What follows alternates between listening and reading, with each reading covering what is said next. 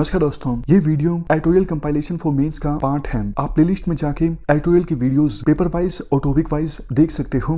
और अगर आप दिसंबर 2019 के बाद की वीडियोस को देखना चाहते हो तो वीडियो के नीचे मौजूद ज्वाइन बटन की सहायता से आप मेंबरशिप को ज्वाइन कर सकते हो। चलिए डिस्कशन स्टार्ट करते हैं। इस टॉपिक को आप जीएस पेपर 2 से रिलेट कर सकते हो। इस आर्टिकल के अंदर सबसे पहले हम देखेंगे कि ये न्यूज़ में क्यों है। यहाँ पर एक टर्म है असिस्टेड रिप्रोडक्टिव टेक्नोलॉजी। इसके बारे में कुछ एक बेसिक इन्फॉर्मेशन कलेक्ट करेंगे। साथ ही साथ एक बिल जो कि इस टेक्नोलॉजी से रिलेटेड इंट्रोड्यूस किया गया है लोकसभा के अंदर में, हम देखेंगे कि इसमें क्या क्या प्रॉब्लम्स हैं, क्या क्या इश्यूज़ हैं। साथ ही साथ ये सरोगेसी बिल जो कि पिछले साल काफ़ी न्यूज़ में था, आप सभी लोगों ने पढ़ा होगा, उनसे कहाँ पर ओवरलैपिंग फैक्टर्स हैं उनके बारे में हम डिस्कशन करेंगे और भी कुछ कंसर्न्स हैं जिसके बारे में हम इस आर्टिकल के अंदर चर्चा करेंगे।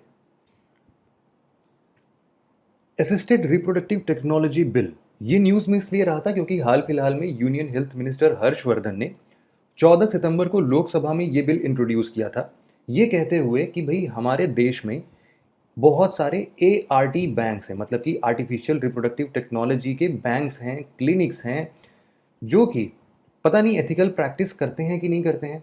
इसका कोई भी रेगुलेशन नहीं है। पता नहीं वो लोग विमेन और चिल्ड्रन जो इस पूरे प्रोसेस में इन्वॉल्व हैं उनकी सेफ्टी इंश्योर करते हैं कि नहीं, उनका प्रोटेक्शन देखते हैं कि नहीं, और क्या उनको एक्सप्लॉइट तो नहीं कर रहे हैं। इन सभी चीज़ों को देखते हुए आज तक कोई भी रेगुलेशन बनाया ही नहीं गया है। सबसे पहले हम ये देखते हैं कि असिस्टेड रिप्रोडक्टिव टेक्नोलॉजी होता क्या है। सबसे पहले हम ये देखते हैं कि असिस्टेड रिप्रोडक्टिव टेक्नोलॉजी मतलब कि ART होता क्या है। यहाँ पर आप ये समझिए कि बहुत सारे ऐसे कपल्स हैं जो कि बच्चे नहीं पैदा कर सकते हैं, इनफर्टाइल कपल्स हैं। ऐसे कपल्स को कोई ना कोई सॉल्यूशन तो चाहिए, क्योंकि जो उनका वंशज है या फिर जो उनका पेरेंटलहुड है वो कहीं ना कहीं तो आना चाहिए। अब जब बच्चे नहीं पैदा करने की कैपेसिटी है इनके पास, तो किसी न किसी टेक्नोलॉजी का सहारा लिया जाएगा। उसी टेक्नोलॉजी का नाम है असिस्टेड रिप्रोडक्टिव टेक्नोलॉजी। इसमें बेसिकली दो प्रोसेस इन्वॉल्व होते हैं, दो प्रकार हैं आप ये बोल सकते हैं। एक है आर्टिफिशियल इंसेमिनेशन का कॉन्सेप्ट और दूसरा है इन विट्रो फर्टिलाइजेशन का कॉन्सेप्ट। आर्टिफिशियल इंसेमिनाइजेशन में क्या होता है कि हम लोग मेल से स्पर्म कलेक्ट करते हैं और हम लोग इस स्पर्म को महिला के अंदर प्लेस करते हैं और फिर उनको कंसीव करने दिया जाता है। 9 मंथ की प्रेगनेंसी पीरियड के बाद बच्चे पैदा होते हैं। ये है आर्टिफिशियल इंसेमिनेशन। दूसरा होता है इन विट्रो फर्टिलाइजेशन। आज के आर्टिकल में हम बेसिकली इसी के ऊपर चर्चा कर रहे हैं। इन विट्रो फर्टिलाइजेशन में क्या होता है कि हम लोग विमेन की तरफ से एग लेते हैं और मेन की तरफ से स्पर्म लेते हैं। इन दोनों को हम लोग आर्टिफिशियली लैब में फ्यूज़ कराते हैं और इसके बाद जो एम्ब्रियो डेवलप होता है उस एम्ब्रियो को हम लोग वापस से महिला के अंदर में प्लेस करते हैं, उनको कंसीव कराने के लिए देते हैं। अब इस पूरे प्रोसेस में ऐसा भी हो सकता है कि यहाँ पर जो भी कपल है, मतलब कि जो मदर और फादर है, इनके अंदर भी कोई एक इश्यूज़ हों जिससे कि ये प्रॉपर कंसीव ना कर पाएँ, या फिर इनके एग में कोई भी जेनेटिक डिसीज़ या कुछ भी हो सकता है। इसी तरीके से मेल के साइड भी हो सकता है। उस केस में हमें ज़रूरत पड़ती है एक डोनर की। डोनर जो कि स्पर्म डोनेट कर सके या फिर कोई महिला जो कि एग डोनेट कर सके। उसके बाद इन डोनर से भी जो भी काम किया जाएगा फिर वही एम्ब्रियो डेवलप करा के फिर हम वापस से कंसीव करने के लिए मदर के अंदर प्लेस करते हैं। लेकिन यहाँ पर एक और प्रॉब्लम आता है। प्रॉब्लम ये है कि मदर अगर इनकैपेबल है उस एम्ब्रियो को कंसीव करने के लिए, तो उस केस में क्या होगा। फिर कॉन्सेप्ट आता है एक सरोगेट मदर का। सरोगेट मदर एक ऐसी मदर होती है जो कि इसी एम्ब्रियो को अपने अंदर अलग से प्लेस कराती है और फिर इन मदर और फादर के बिहाफ पर 9 मंथ की प्रेगनेंसी ये सरोगेट मदर करती है। और फिर जब भी बच्चा पैदा होता है तो फिर ये इस मदर और फादर का बच्चा कहलाएगा, भले ही सरोगेट मदर ने उस बच्चे को जन्म दिया हो। ठीक है, तो यहाँ पर एक बात तो तय है कि जो पिछले साल एक सरोगेसी बिल भी आया था, सरोगेसी रेगुलेशन बिल 2019, इसको सप्लीमेंट नहीं कर रहा है। लेकिन आप ये देखो कि सप्लीमेंट तो कर रहा है, ऑब्वियसली सप्लीमेंट कर रहा है, लेकिन मुद्दा ये था कि हमने चलो सरोगेसी बिल तो बना दिया, इसमें सरोगेट मदर के राइट्स एंड रेस्पॉन्सिबिलिटीज़ की बात भी कर ली, लेकिन जो इसका पहला स्टेप था, ऐसे क्लिनिक्स जहाँ पर ये ART टेक्नोलॉजी यूज़ होती है, इनका रेगुलेशन की बात ही नहीं हुई थी।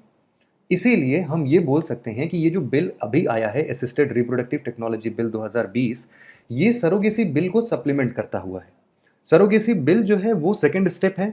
फर्स्ट स्टेप है पहले हम एआरटी क्लिनिक्स को रेगुलेट तो कर लें, क्योंकि गड़बड़ी तो वहां पर भी हो सकती है, वहां पर भी विमेन को एक्सप्लॉइट किया जा सकता है। इसीलिए ये बिल आया है। कॉन्टेक्स्ट समझ में आ गया आप सभी लोग को, और टेक्नोलॉजी भी समझ में आ गया। अब हम बात करते हैं कि इस बिल में दिक्कत क्या क्या है, क्या क्या कंसर्न है इस बिल के अंदर। सबसे पहला कंसर्न जो है वो इस बात से रिलेट करता है कि इस टेक्नोलॉजी को कौन कौन एक्सेस कर सकता है।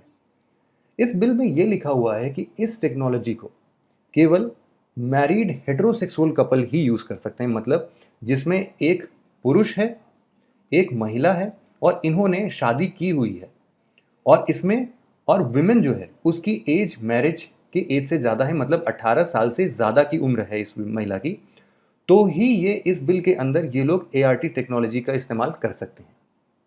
अब यहाँ पर प्रॉब्लम ये आती है कि जो हमारे सामने सिंगल मेन हैं, वो बच्चे पैदा करने की बात करते हैं या फिर वो पेरेंटहुड करना चाहते हैं, साथ ही साथ कुछ कोहैबिटिंग हेटेरोसेक्सुअल कपल्स होते हैं, कोई भी आप लिव इन रिलेशनशिप वाले कपल्स की बात कर सकते हैं, एलजीबीटी कम्युनिटी के इंडिविजुअल्स की बात कर सकते हैं। क्या उनको पेरेंट बनने का हक नहीं है? इस बिल में उनके लिए तो कोई प्रावधान नहीं है। इसमें तो स्ट्रिक्टली प्रोहिबिट कर दिया गया कि मैरिड हेटेरोसेक्सुअल कपल के लिए ही हम ये बिल, मतलब एआरटी टेक्नोलॉजी केवल यही यूज कर सकते हैं। आपको याद होगा कि पुट्टास्वामी केस में सुप्रीम कोर्ट ने राइट टू प्राइवेसी की बात की थी। उन्होंने बताया था कि भाई आर्टिकल 14 का, हमारे कॉन्स्टिट्यूशन में आर्टिकल 14 का ये उल्लंघन है कि जो एक शादी है वो अपने आप में एक पवित्र बंधन कहलाता है। साथ ही साथ इसके अंदर बच्चे कब पैदा करने हैं या फिर कैसे करना है, इन सब की लिबर्टी होनी चाहिए। साथ ही साथ फैमिली लाइफ कैसी होनी चाहिए, इसको चूज करने का हक भी इंडिविजुअल्स के पास होना चाहिए। और साथ ही साथ इसमें कभी भी ये डिफरेंस नहीं क्रिएट करना चाहिए कि इस पर्टिकुलर इंडिविजुअल का सोशल स्टेटस क्या है, क्या वो शादीशुदा है या फिर वो लिव इन में रह रहा है या फिर वो एलजीबीटी कम्युनिटी से बिलोंग कर रहा है। इन सभी बेसिस पर उनके सोशल स्टेटस को बिना डिफाइन किए हुए हम लोग आर्टिकल 14 का बिना उल्लंघन किए हुए ये सारी फैसिलिटीज उनको देंगे। तो ये जो एआरटी बिल है ये कहीं ना कहीं इस सुप्रीम कोर्ट के डिसीजन का उल्लंघन करता है।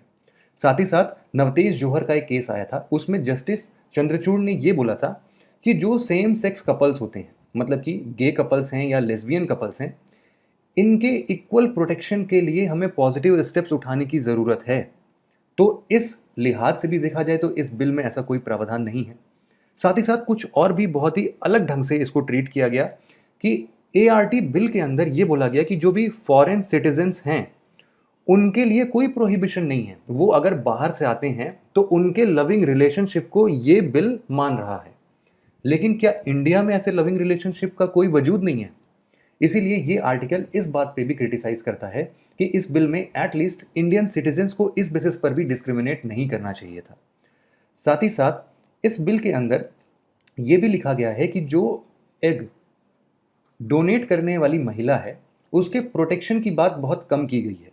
मतलब कि इस बिल में ये प्रावधान तो किया गया है कि उसका कंसेंट होना चाहिए, रिटन कंसेंट होना चाहिए, लेकिन ये नहीं बोला गया कि भाई एक बार उसने चलो कंसेंट दे भी दिया, लेकिन ड्यूरिंग द प्रोसेस वो अपना कंसेंट विथड्रॉ कर ले, बोले कि नहीं अब हम इस प्रोसेस में नहीं आना चाहते हैं, या फिर उसकी कोई प्रॉपर काउंसलिंग प्रोवाइड करे कि हाँ उसको समझा पाए कि आपको क्या क्या प्रोसेसेस के थ्रू गुजरना पड़ सकता है।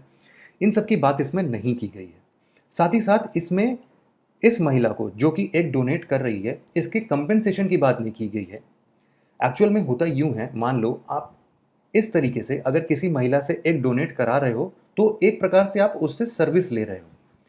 तो यहाँ पर अनफ्री लेबर का कॉन्सेप्ट आता है कि क्या हम इस महिला के लिए, मान लो ये महिला अगर कंसीव करती है आगे चल के या फिर अपना एग डोनेट करती है, इन विट्रो फर्टिलाइजेशन में ना बहुत सारी डिफ़िकल्ट स्टेप्स इन्वॉल्व होते हैं जिसमें थोड़ा बहुत कट्स वगैरह होता है, तो उस चीज़ के लिए प्रोटेक्शन नहीं है। और साथ ही साथ अगर ये महिला वर्किंग है तो इसके उतने दिन की सैलरी और या फिर जो भी छुट्टियां लेनी पड़ेंगी इसको, तो क्या उसके और जो फ्यूचर में इससे इन सब से रिलेटेड जो एक्सपेंसेस होंगे उन सब के रिम्बर्समेंट की बात या कंपेंसेशन की बात इस बिल में कभी लिखी ही नहीं है।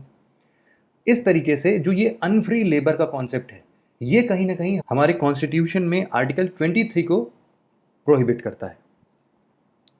अब साथ ही साथ यहाँ पर इंश्योरेंस पॉलिसी की बात तो की गई है इस बिल के अंदर, लेकिन इस इंश्योरेंस पॉलिसी के टर्म्स कितने होने चाहिए, मतलब कितने ड्यूरेशन में कितना अमाउंट मिलना चाहिए, ये सब कुछ भी इसमें नहीं बोला गया है। साथ ही साथ यहाँ पर जो एक डोनेट कर रहा है ना, उसका इंटरेस्ट सबऑर्डिनेट रखा गया है। जैसे कि मान लो कोई एक महिला एक्स है और ये शादीशुदा नहीं है, ये एक डोनेट नहीं कर सकती। यहाँ पर लिखा गया है कि वही महिला एक डोनेट कर सकती है जो कि शादीशुदा है, साथ ही साथ उसका कम से कम उसके एक बच्चे हैं और उस बच्चे को पैदा हुए एटलीस्ट 3 साल हो गए, मतलब कि वो बच्चा 3 साल का हो, उसके बाद ही वो एक डोनेट कर सकती है। यहाँ पर जो एक डोनेशन का काम है ना, वो एक प्रकार का ऑल्ट्रुइस्टिक एक्ट है। ऑल्ट्रुइस्टिक एक्ट का मतलब ये होता है, मान लो कि एक महिला एक जगह से कार चलाते हुए आगे बढ़ रही थी, उसने अचानक से कार की स्पीड बहुत धीमी कर ली। क्यों? क्योंकि उसको लगा कि यहाँ पर जो बच्चे खेल रहे हैं वो तो ध्यान नहीं देंगे कि कार आ रही है, कम से कम हम ही सतर्कता से चला लें। तो ये जो सेंस ऑफ सिक्योरिटी दूसरे के लिए आती है या फिर जो एक सेंस ऑफ हेल्प आता है, ये एक प्रकार का अल्ट्रुइस्टिक एक्ट होता है। यहाँ पर एक डोनेट करना भी एक प्रकार का अल्ट्रुइस्टिक एक्ट है, और उसमें भी हम लोग अपने कंट्री के ये जो पैट्रियार्कल इंस्टीट्यूशन जैसी चीज़ें हैं उसमें, जिसमें कि एक महिला का शादीशुदा होना ज़रूरी है, ऐसी बातें कर रहे हैं, जो कि ये आर्टिकल थोड़ा सा इस बात के खिलाफ है। इसके बाद जो बच्चे इस टेक्नोलॉजी से पैदा हो रहे हैं उनको ये जानने का हक नहीं है कि उनके कौन पेरेंट थे, मतलब कि कौन डोनेशन, किसने एग डोनेट किया, किसने स्पर्म डोनेट किया। चलो ये चीज़ अच्छी है यहाँ पर। साथ ही साथ यहाँ पर जेनेटिक टेस्टिंग की बात होती है कि भाई जब भी हम एम्ब्रियो को फीमेल के अंदर में जब हम प्लेस कर रहे होंगे तो हम उसको एक बार चेक करेंगे कि कहीं वो एम्ब्रियो किसी लाइफ थ्रेटनिंग डिसीज से तो प्रभावित नहीं है, या जेनेटिक डिसीज तो नहीं है उसमें, कोई हेरिटेबल डिसीज ना हो उसमें, या फिर ऐसा कुछ भी प्रॉब्लम नहीं है। लेकिन ये आर्टिकल ये कहता है कि यहाँ पर हमें स्पेसिफिकली बताना चाहिए कि कौन कौन सी डिसीजेस को रिस्क में कंसिडर करते हुए हम लोग एम्ब्रियो नहीं प्लेस करेंगे, मतलब इसकी कोई क्लैरिटी नहीं है यहाँ पर। इसीलिए ये सब बात इस बिल के अंदर की गई है।